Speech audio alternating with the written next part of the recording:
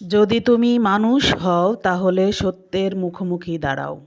সত্যকে না চিনলে কিসের মানুষ?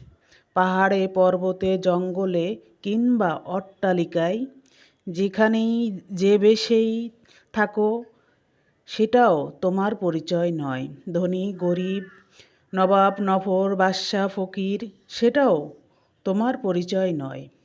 তোমার পরিচয় তুমি মানুষ। তোমার মনুষ্যত্ব আছে, মানবতা আছে। অন্যের দুঃখে তোমার মন কেঁদে ওঠে। বিড়াল, কুকুর, যে কোনো ইতর প্রাণীর প্রতি তোমার দয়া আছে। অন্য প্রাণীর কষ্টে তোমার প্রাণ কেঁদে ওঠে। তবেই তুমি মানুষ, তোমার মনুষ্যত্ব আছে।